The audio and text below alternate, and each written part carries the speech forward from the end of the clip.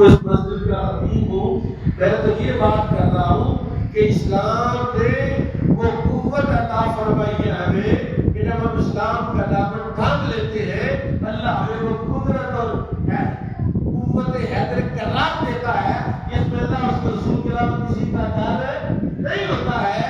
پھر اپنے حقوق کے لیے ہم باہر نکلتے ہیں. اور اسلام نے کیا سبق دیا ہے؟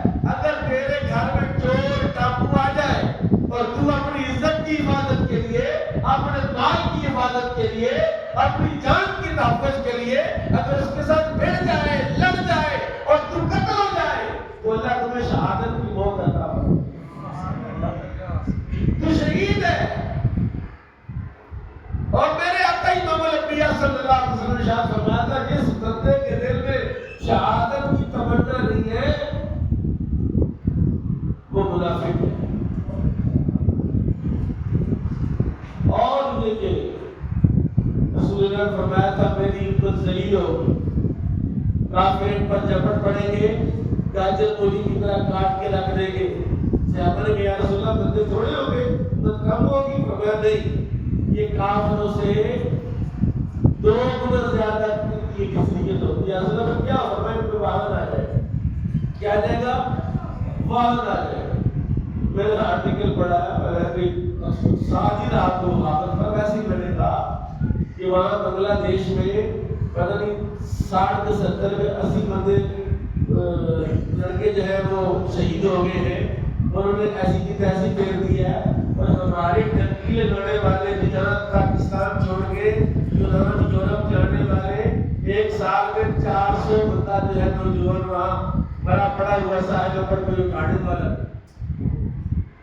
اب اندازہ فرق دیکھیں آپ نے. اور ہمیں سبق پڑھانے والا کون ہے؟ تمہاری تو سنتے ہیں. یہ چند بندے 2 درجن 4 درجن 6 درجن بندے یہاں بیٹھ کے ہماری باتیں سنتے ہیں. اور باہر والے کس کی سنتے ہیں؟ یہ قوم کس کی سنتی ہے اور کس کے پیچھے جا رہے ہو؟ جس قوم کا امام اور قائد اور لیڈر محمد رسول اللہ ہو، اس قوم کو کسی اور کی تربیت کی ضرورت ہے. جس قوم کے پاس قرآن مجید ہو، 20 پارے موجود ہو، 114 سورتیں موجود ہو، انہیں کسی اور رہبر اور رہنما کی ضرورت ہے کیا؟ لیکن قوم تو نہ رسول اللہ کو پڑھتی ہے، نہ قرآن کو پڑھتی ہے، نماز پڑھتی گا. سمجھنا بہت اعلیٰ بات ہے.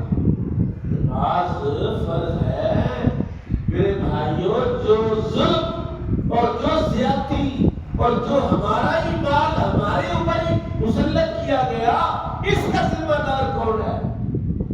میں تو صرف یہ بات کرنے کے لیے بیٹھا تھا کہ میں یہ بات کروں کہ یوم 14 اگست جو جشن آزادی ہے اس کا مطلب ہی کیا ہے. اس کا مطلب صرف اتنا ہے کہ اللہ نے ہمیں ہندوؤں کے تسلط سے آزادی عطا فرمائی. آزادی عطا فرمائی اور آزادی بہت بڑی نعمت ہے. یہ آزادی مقصد تخلیق انسانیت بھی ہے کہ آپ جو پیدا ہوئے تھے اللہ نے آپ کو آزاد پیدا کیا ہے.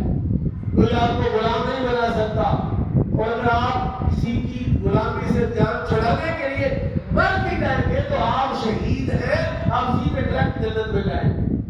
کوئی آپ کو غلام نہیں بنا سکتا ہے. آپ غلام ہے ہی نہیں ہے. آپ آزاد شہری ہیں، آپ آزاد مسلمان ہیں. اور آزاد مسلمانوں کے حقوق غلاموں سے الگ ہیں. غلام ہوگا تو اس کی گواہی آدھے آزاد بندے کے برابر ہے. لونڈی ہے، غلام عورت ہے، اس کو 1.5 طلاق سے طلاق ہو جاتی ہے. آزاد عورت کو 3 طلاقیں دینی پڑتی ہے. اس کی عزت آتی ہے. اس کے غلام کے حقوق آتے ہیں. آزاد کے حقوق پورے ہیں. تو جناب آج کل ہمیں جو حقوق دیے جا رہے ہیں وہ تو آگے بھی نہیں دے رہے. 10% بھی ہمارے حقوق نہیں ادا ہو رہے. 90% تو ان کے پاس ہے جو ہمارے ہے ہی نہیں.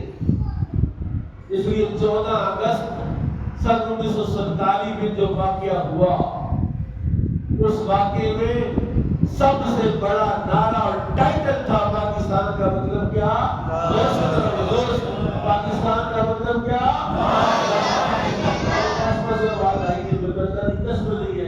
پاکستان کا مطلب کیا؟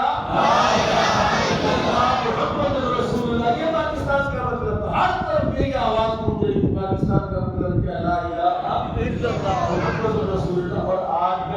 آواز ہمیں کہیں نظر آج کل روٹی کے چکر میں ڈالتی ہے اور بیل کے چکر میں ڈالتی ہے، میرے میں بیل ڈالے ہوتے ہیں، ہر بندے کے یہی حال ہے، بیل ڈالے ہوتا ہے، کیا بڑے نازدہ ہے۔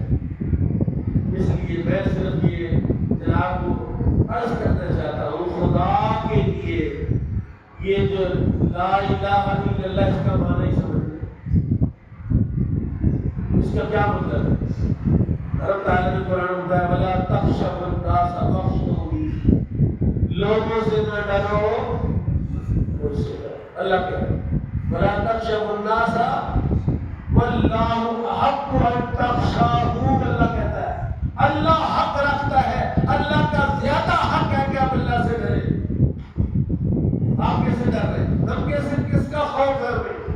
صبح بھی دوپہر بھی شام بھی کس کا خوف ہے؟